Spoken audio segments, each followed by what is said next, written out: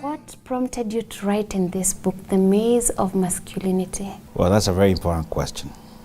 First of all, this book is not just for men, actually. It's also for women.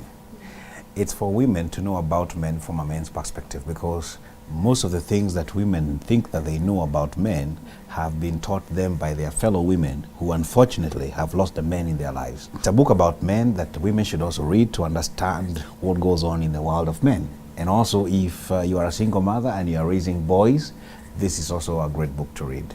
So what prompted me was, for the last couple of years in this country, we have had a spirited campaign for the empowerment of the girl child. And I think we have achieved some substantial results. But if you look keenly into the society with an objective eye, you will notice that there is actually a conspicuous neglect of the boy child. My concern has been that we will empower our women. Yes, they will be doing fine, they will have good positions, whether in politics, in corporate. But now they will be faced with a blunt knife of the disempowered males who will be the robbers and the rapists. So that's what prompted me to write a book for the boy child. Because if you want to have a healthy society, you will need, in fact, if you want to have a safe society, you really need to have men who have values and virtues. And that's why I wrote this book, to try and challenge men to take up their leadership role in raising boys and setting up a society that is safe for women. If you really want to know whether you are a father, you just need to look at the kind of sons that you will raise. That is actually what qualifies you to say that you're a father. Yes. Now, when you read this book, it starts by, bringing up the social change that has occurred in our society right now. Tell us more about that. I can tell you, actually have read that book, Days. If you look at the olden times, we had actually specific roles that were played by men and specific roles that were played by women. The society has changed. It's no longer like that. For example, women were known to be the ones to go do the cooking, the washing, and taking care of the children and all that. And sadly to say, also provide sexual pleasure for men. And now men were known to be depending on the cultural background, whether it's taking care of cattle or plowing and all that.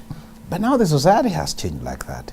I actually opened up my book by giving a scenario of a young boy who went to seek some advice from his grandfather. And he went to his grandfather, and the grandfather was looking at this boy and saying, "Son, you are of age now. You need to become a real man."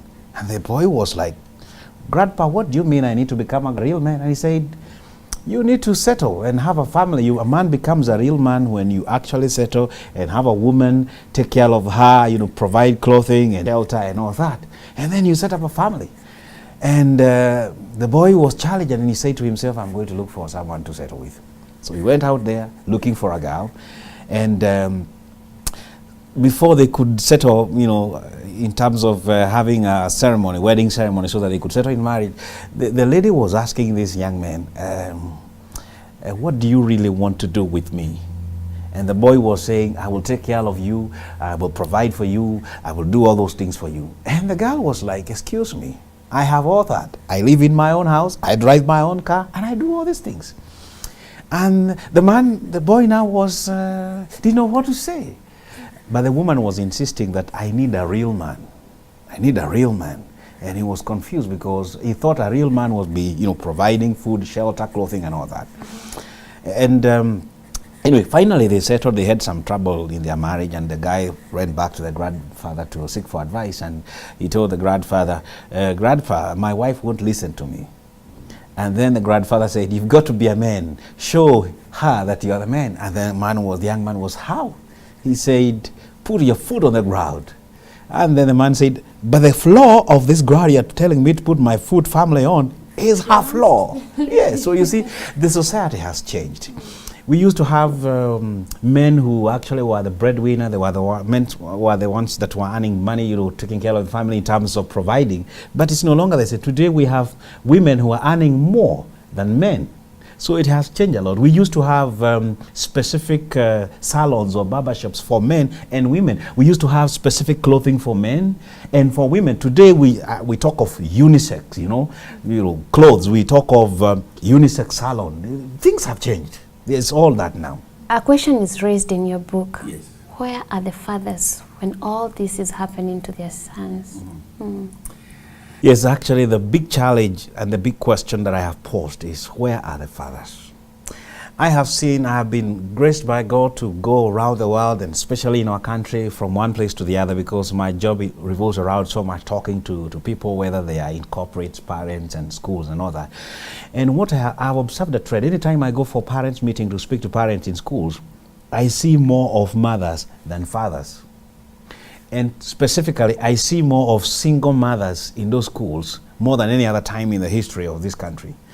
And that question came, where are the fathers then? In fact, every time I go for these meetings and I see fathers, I really have to applaud them and tell them, this is good. At least we have some few fathers who are still concerned. Let me tell you, I'm not saying that women do not play any role when it comes to the development of the boy child.